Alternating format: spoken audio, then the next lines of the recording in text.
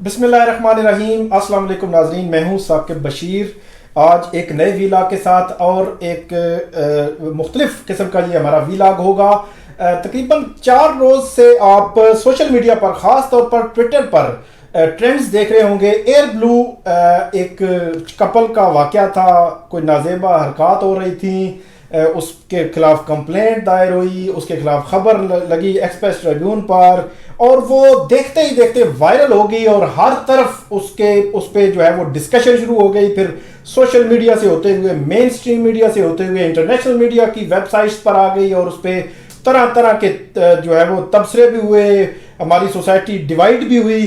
तो इस सारे सिनेरियो में असल ये मामला था क्या और क्यों ये शुरू हुआ, क्यों कंप्लेंट जो है वो दायर करने की ज़रूरत पड़ी।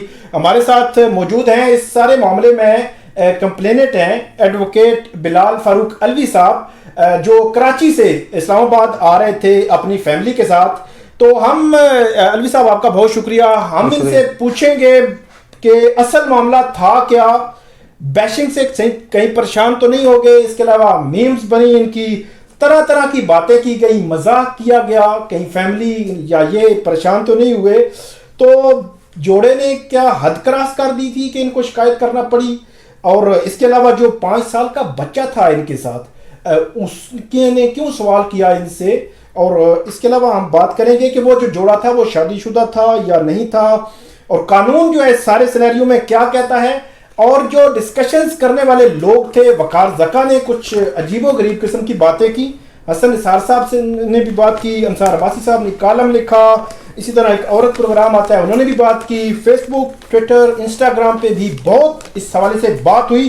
तो आज सारे सवालात के जवाब हम जानेंगे बलाल फारूक अलवी साहब से। जो इंटरव्यू है वो शुरू करने से कबल मैं आपको एक फैक्ट बता देता हूँ जो जाहिर सी बात है पहले सामने नहीं आया, और इसके अलावा बहुत सारे ऐसे फैक्ट सामने आज हम लाएंगे जिनसे आपको इस सारे मामले की हसासियत भी समझ आएगी कि ये क्यों सामने आना ज़रूरी क्यों था। तो तकरीबन 4 रोज़ कबल अलवी साहब जो है वो पुराने दोस्त हैं हमारे, एक अच्छा ताल्लुक़ है, पहले इस्लामाबाद में थे फिर कराची शिफ्ट हो गए। 4 रोज़ पहले मेरी मुलाकात हुई तो अलवी साहब ने ये वाक़या मुझे बताया और उन्होंने कहा एज ए जर्नलिस्ट जो है आप इसको हाईलाइट करें। तो ये मेरी कंप्लेंट है और इस पे सारा जो है उन्होंने वाक़या मुझे बताया और कुछ चीज़ें जो है वो इन्होंने मेरे हवाले की। इसके बाद जो छोटा सा क्लिप आपने देखा होगा वो भी मैंने रिकॉर्ड किया था और उसमें मैंने अलवी साहब को यही कहा था कि जो आपका इशू है आप उसमें बता दें, और 1 मिनट में उन्होंने बताया। और उसके बाद एक्सप्रेस ट्रिब्यून, एक्सप्रेस और एक्सप्रेस न्यूज़ पे ये खबर आई और उसके बाद देखते ही देखते वायरल हो गई और उस पर तरह तरह के तज्जिए तबसरे हुए और सोसाइटी तकसीम भी हुई। तो उस पर भी हम कुछ बात करेंगे। अली साहब इंटरव्यू शुरू करते हैं। सबसे पहले मेरा सवाल ये है कि असल वाक़या जो है वो आप हमें बताएंगे। उससे कबल मैं आपसे पूछूंगा कि जो बैशिंग हुई उससे आप कहीं परेशान तो नहीं हुए, या आपकी फैमिली या आपके जो करीबी जाने वाले दोस्त हैं? नहीं, बिल्कुल भी नहीं। जो बैशिंग हुई या किसी ने स्नैप किया या किसी ने नेगेटिव कमेंट्स किए, क्योंकि मैंने कुछ ऐसा गलत नहीं किया कि जिस पे मेरा ज़मीर मुझको मुलामत करता। तो जब आपने कुछ ऐसा गलत नहीं किया तो किसी की बैशिंग करने से कोई भी फ़र्क नहीं पड़ता। चलिए आगे सोशल मीडिया पे जो रिएक्शन था उस पर बात करें आगे चलकर। तो बिल्कुल शुरू में आप हमें बता दें कि ये वाक़या था क्या, कुछ हक़ाइक़ जो है वो सामने नहीं आए वो भी आप हमारे नाज़रीन को बताएं। तो ये मामला शुरू कैसे हुआ और किसने क्या कहा, क्या एक्ट था? मैं 20 मई 2021 को अपनी फैमिली के हमरा एयर ब्लू की फ़्लाइट PA 200 से कराची से इस्लामाबाद के लिए सफ़र कर रहा था। मेरी सीट थी 5A 5B 5C 5D, और मैं ये जो मेरी सीट्स थी ये क्योंकि कोविड की वजह से सेंट्रल जो सीट है वो एयर ब्लू की उसमें आ रहा था जी कि वो आपको खाली रखनी होती है सोशल डिस्टेंसिंग की वजह से। तो मेरे 6 सीट्स के लिए मेरी वो बुकिंग थी। हम 4 लोग सफ़र कर रहे थे, मैं अपनी फैमिली के साथ कर रहा था, और सीट नंबर 5 थी हमारी। सीट नंबर 4 पर एक कपल आके बैठा। जब हम सबसे पहले तो मैं बताता चलूँ, जब मैं जहाज़ में दाखिल हुआ तो मुझे ये देख के इंतहाई हैरानगी हुई कि टिकट बुक करते वक्त तो वहाँ पर ये आ रहा था कि जी आप एक 3 की सीट्स पे सिर्फ 2 बंदे अलाउड हैं कि सेंट्रल सीट उन्होंने खाली रखनी है कोविड की वजह से। लेकिन जब मैं जहाज़ में इंटर हुआ तो मुझे देख के हैरानगी हुई कि जहाज़ तो पूरा पूरा फिल है और कोई भी उसमें सोशल डिस्टेंसिंग के हवाले से जो SOPs हैं उनको फॉलो नहीं किया जा रहा। मैंने इस हवाले से भी अपनी जो कंप्लेंट्स थी उसमें ये भी लिखा कि जी सिविल एविएशन की जानिब से जो SOPs हैं सोशल डिस्टेंसिंग के वो भी फॉलो नहीं हो रहे। मैं जब अपनी सीट्स पर बैठ गया तो सीट नंबर 4A-B पर आके एक कपल बैठा, उसके साथ एक और खातून थी जो कि इंडिपेंडेंट इंडिविजुअल थी जो कि सफ़र कर रही थी। उन्होंने बिल्कुल A, B और C सामने वाली सीट पे थी वो? जी बिल्कुल A, B और C बिल्कुल मेरे सामने वाली थी और उनकी सीट के पीछे जो था वो मेरी वाइफ और मेरा बेटा बैठे हुए थे। तो तकरीबन फ़्लाइट 7:30 के करीब, 7:45 के करीब जब आधा घंटा हो चुका था तो वो जो खातून थी जो कोई अकेले उसमें सफ़र कर रही थी उन्होंने कंप्लेन की उस कपल के बारे में कि जी इनकी कुछ पहली कंप्लेन जी उस खातून ने की कि जी कुछ नाजेबा हरकत की वजह से उनकी जब ये कंप्लेन सामने आई तो उनकी सीट को चेंज किया गया। जब सीट चेंज किया गया तो मैं और मेरा बेटा क्योंकि बिल्कुल सामने वाली सीट पर थे तो मेरा बेटा विंडो के साथ बैठा हुआ था और उसका चेहरा मेरी तरफ था। उसने मुझे कहा कि बाबा वो जो 5 साल का है वो अंकल और आंटी क्या कर रहे हैं। अच्छा, आपके बेटे ने? जी, उसने मुझे पॉइंट आउट किया कि अंकल और आंटी क्या कर रहे हैं। अच्छा, जब मैंने उसके कहने के पहले खातून ने कंप्लेन की, उसने अपनी सीट तब्दील करवाई जी, और उसके बाद आपके बेटे ने आपसे सवाल किया कि ये क्या हो रहा है। जी, मेरे बेटे ने मुझे कहा कि बाबा ये अंकल आंटी क्या कर रहे हैं। तो फिर मैंने उस तरफ जब मुड़ के देखा तो वो गैर अखलाकी हरकत में मुलव्वस थे। उस वक्त मैंने एयर होस्टेस को फिर कॉल की और मैंने अपनी कंप्लेंट की। मैंने कहा जी इनको मना करें, या तो इनकी सीट चेंज कर दें या मेरी सीट चेंज कर दें, अगर आप इनको रोक नहीं सकते। खैर उन्होंने मना किया लेकिन वो बाज नहीं आए। फिर एट द एंड उन्होंने उनको ब्लैंकेट दे दिया और मैंने एयर होस्टेस को प्रॉपर्ली कम्युनिकेट किया कि जी आप इसको पायलट के नॉलेज में लाएं और पायलट इसको फर्दर कंट्रोल टावर को बताए और इस पे जो भी हमारा कानूनी है वो इस पर। अच्छा, आपने कहा कि पायलट को बताया कि जी बिल्कुल। अच्छा, जी बिल्कुल। अच्छा, तो उसके बाद क्या? एयर होस्टेस ने जब उनको मना किया तो उन्होंने कहा जी हमारी कल ही शादी हुई या निकाह हुआ है। तो एयर होस्टेस शादीशुदा थे? जी, बकौल उनके। एयर होस्टेस से आके एक रोज कबल जो है उनकी शादी हुई। जी, एयर होस्टेस ने आके मुझे कम्युनिकेट किया जी वो कह रहे हैं हमारा कल ही निकाह हुआ है। तो मैंने फिर एयर होस्टेस को कम्युनिकेट किया, मैंने कहा जी इनका कल निकाह हुआ है कि 2 साल पहले निकाह हुआ है। ठीक है, ये कानूनी तौर पर, अखलाकी तौर पर, माशरती तौर पर ये चीज़ अलाउड नहीं है। इस तरीके से आप इनको मना करें या हमें इस पे अकोमोडेट करें, हमारी सीट्स चेंज कर दें या इनकी सीट्स चेंज तो कर दें। यहीं पे मैं सवाल पुट कर देता हूँ कि ये जो है एक डिस्कशन जनरेट हुई कि ये प्राइवेसी है उनकी, तो ये प्राइवेसी का क्या आप समझते हैं? ये उनकी वाकई वहाँ पे उन्होंने सीट टिकट लिया था, ख़रीदी थी, बैठे हुए थे, तो बिल्कुल भी नहीं, क्योंकि कानूनन ये एक जुर्म है। सेक्शन 294 PPC इस चीज़ को कि कहीं पर भी पब्लिक प्लेस के ऊपर इनडिसेंट एक्ट्स के ऊपर वो इसको बार करता है, तो कानूनन ये जुर्म है। तो फिर आप प्राइवेसी का तो क्वेश्चन अराइज ही नहीं होता। और प्राइवेसी के अलावा जी हमारे खुद अपने कुछ सोशल नॉर्म्स हैं, हमारा कल्चर है। आप रिलीजन की बात अगर ना भी करें तो क्या ये हमारी सोसाइटी में इस तरह से चीज़ें अलाउ की जा सकती हैं? हम उस पर नहीं जाते कि वो नाजेबा हरकत क्या थी, वो चले उसको हम थोड़ा सा सेंसर कर देते हैं। लेकिन आप ये बताएं कि आप पे लोग कह रहे हैं कि वो एक नॉर्मल सा मामला था और आपने इतना उसको उछाल दिया और तरह तरह की बातें उन्होंने बुलाई। आपने प्रूफ के तौर पर कोई वीडियो को फुटेज कोई तस्वीर बना लेते? नहीं, वो क्यों नहीं बनाई? या आपको मौका नहीं मिला? नहीं, मुझे बिल्कुल मौका था। मैं वीडियो भी बना सकता था, मैं उनकी पिक्चर भी ले सकता था। ठीक है, मैंने इस वजह से नहीं ली कि किसी के इस एक्ट की वजह से उसकी सारी ज़िंदगी को ख़राब नहीं करना चाहिए। ठीक है, बजाय इसके कि मैं उस तरह की एक्टिविटीज़ में इन्वॉल्व होता फिर मैं उस वीडियो को वायरल कर देता। मैंने जो कानून का एक तरीका था कि मैंने एयरलाइन को कंप्लेन की और जब उन्होंने कुछ भी उसके ऊपर कार्रवाई नहीं की तो फिर मैंने सिविल एविएशन को भी इस बाबत तहरीरी तौर पर तो जोड़े ने भी कुछ कहा इस सारे सिनेरियो में? आप जी, जोड़ा तो मुख्तलिफ उस पर जब उनको मना किया जाता था तो वो उस पर कमेंट्स पास करते थे जी किसी को क्या मसला है हमारी प्राइवेसी में इंटरफेरेंस करने का, तो ये बच्चों की आप तरबियत करें, वो किसी को देखते ही क्यों हैं। अच्छा, मतलब उन्होंने कहा कि बच्चे ने देखा क्यों है? जी, बच्चा किसी को देखता ही क्यों है, ये पेरेंट्स को कह रहे थे कि वो जो कर रहे हैं वो करते रहे, बच्चा ना देखे। जी बिल्कुल। अच्छा जी बिल्कुल। तो फिर बड़ी लॉजिकल सी बात थी। खैर मैं तो ऑब्वियसली अपनी फैमिली के साथ सफ़र कर रहा था, अगर मैं अकेला होता तो शायद मैं इसको इग्नोर भी कर देता, लेकिन क्योंकि बीइंग एज अ फादर जो मेरा राइट है अपने बच्चों के ऊपर, पेरेंटल कंट्रोल है, तो ये तो कानूनी तौर पर मेरा हक है कि वो चीज़ें जब आप नेटफ्लिक्स पर जाते हैं या किसी और भी साइट के ऊपर, तो वो आपसे पूछते हैं कि आपकी एज क्या है, आप ये कंटेंट इसके लिए एलिजिबल भी हैं कि नहीं। तो ये ऐसा कंटेंट जो कि मेरा बच्चा क्या 5 साल की एज में इस चीज़ के लिए था कि उसको ये कंटेंट दिखाया जाए लाइव, तो ये तो मेरा जो पेरेंटल उसके ऊपर कंट्रोल के ऊपर क्वेश्चन मार्क हुआ है। कह रहे हैं कि बतौर आप एक एडवोकेट के आपने जितना भी मामला किया वो कानूनी रास्ता आपने, जी बिल्कुल, आपने मामला हाथ में नहीं लिया, आपने डायरेक्ट भी कहने की कोशिश नहीं, बिल्कुल भी नहीं। मैं डायरेक्ट इसलिए मैंने नहीं कहा क्योंकि एयर होस्टेस जो हैं उनका ही ये मैंडेट था कि वो जहाज़ के अंदर जो भी चीज़ हैं, जो शिकायत हैं, जो सहूलतें उसके हवाले से उनसे ही बात की जाए। तो मैंने उन्हीं से ही बात की, मैंने डायरेक्ट उनसे कोई बात नहीं की उस कपल से।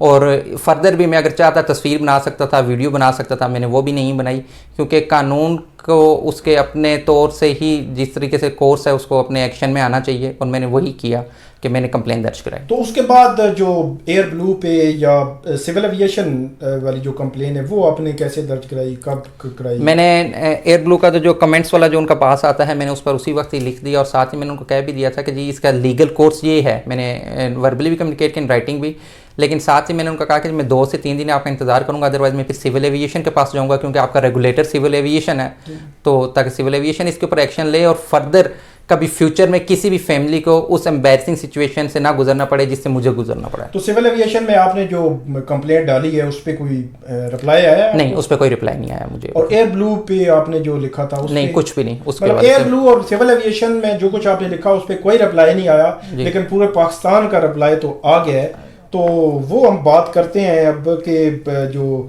तकरीबन 4 रोज़ जो हो गए हैं, ट्विटर पे टॉप ट्रेंड भी रहा, इंस्टा पे भी बहुत सारी चीज़ें रही, तो जो मीम्स बनी आपकी तो उसके से मुतल्लिक बताएं कि या मज़ा होगा या लोगों ने तरह तरह के सवालात उठाए। बल्कि आपने जो वीडियो बनाई थी उसमें आपने फैमिली का शायद जिक्र किया, लेकिन लोगों ने उसको इग्नोर कर दिया और लोग वो मतलब तरह तरह की बातें करते रहे, तो उसको आप कैसे देखते हैं? मीम्स के हवाले से तो उस पर कोई कमेंट क्या करना, वो यंगस्टर्स का एक एंजॉयमेंट का जरिया है। क्या पैगाम है उनके लिए जो मतलब इस तरह की जिन्होंने की? मेरे ख्याल से उनकी फैमिलीज में ये सारी चीज़ें नॉर्मल हैं, इसलिए उनको इतनी चीज़ फील नहीं हो रही।